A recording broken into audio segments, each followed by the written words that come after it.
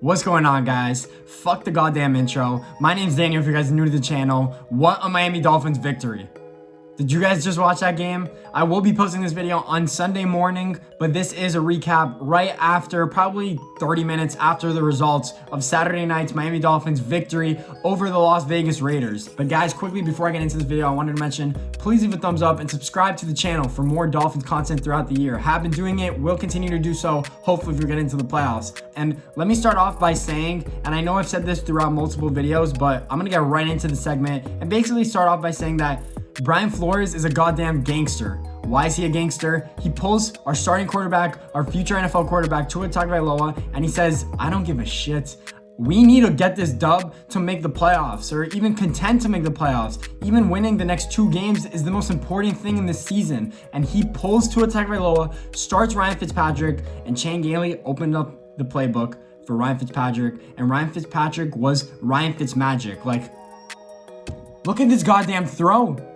How he was blind basically on the play. Like, if Patrick Mahomes did this throw, ESPN would have been showing it for the next 3 years. But since it's Ryan Fitzpatrick, it's not going to get the love it should be getting. So let me just give it the love it deserves right now. Here, I'm going to put it full display on the screen.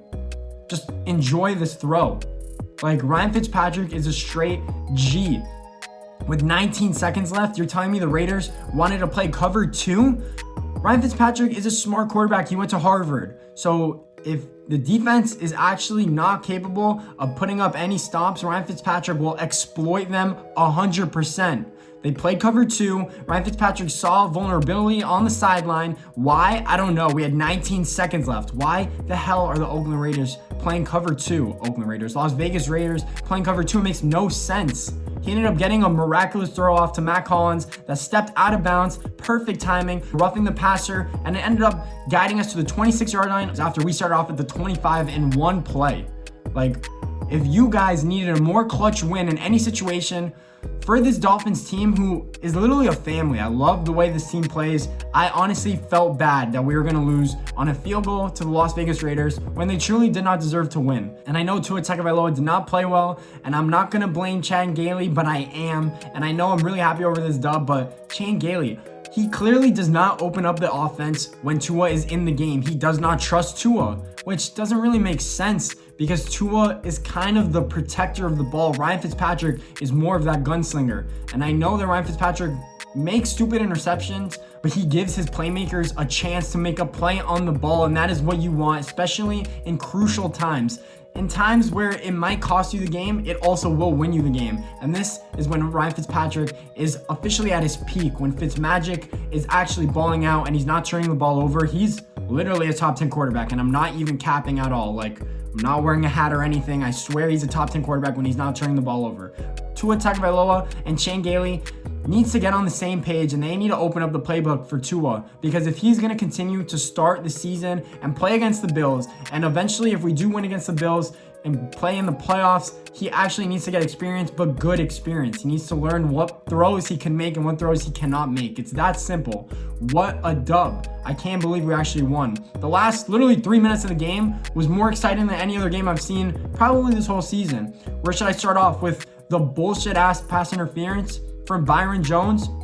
Let me start off before that. Nelson Aguilar pushed off a little bit on Byron Jones when they ended up getting a 75-yard touchdown. First of all, we had no pass rush throughout this game. 0. Other than Van Ginkel's 2 sacks, and Jerome Baker kind of had a sack on basically a coverage play. We had no pressure on Derek Carr, and this man was freely throwing the ball downfield at will. If it wasn't for how good our secondary was, we would have been torched. Let me go back to saying that Derek Carr touchdown pass to Nelson Aguilar was a little bit of a push off from Nelson Aguilar.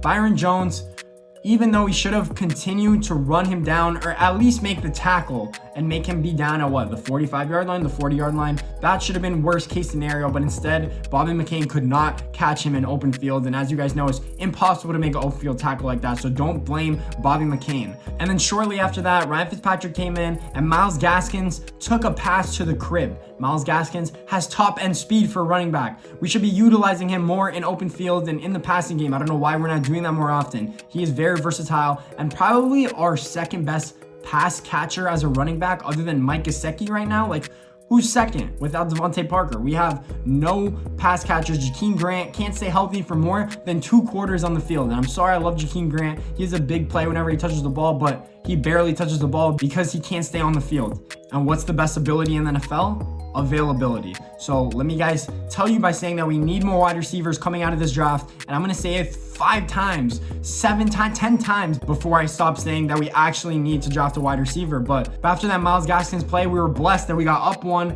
Their kicker, the Las Vegas Raiders kicker, missed the extra point. We were up 23-22. I thought we would have been good, but the NFL is just so damn soft. I'm sorry, but Byron Jones did not PI on that play. If you want to call PI on that one play by Byron Jones, then they should have called Nelson Aguilar on that little push. If anything, there was more contact on that little push than on Byron Jones' PI that led the Raiders to get into the red zone. And let me tell you guys by saying, score fucking touchdowns when you can, because if Las Vegas scored a touchdown even with a minute to go, they would have been in a way better position with the Dolphins having to drive 75 yards minimum down the field. But instead, what do? They try and kill clock, have 23 seconds on the board, and instead they kick a field goal. And what did that do? That did nothing, because their defense is not capable of winning them a game. Their defense couldn't get a stop. Obviously, they had some miscues on the last drive. Ryan Fitzpatrick made the throw of the year. I'm telling you guys right now, the throw of the year. If the Dolphins make the playoffs, that is the throw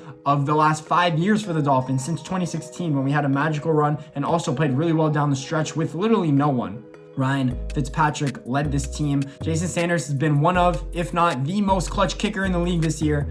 Is what now? 31 of 34. What are the misses from over 50 yards? He's a beast. He's a stud. Biggest Pro Bowl snub in my eyes. This Dolphins team needed a clutch victory, and we got it. And Brian Flores, I can't give this man enough credit. He is probably a top 5 coach in the league already. Look at what he did with a 5-11 Dolphins team last year, who everyone predicted to go 0-16. We have won 10 games.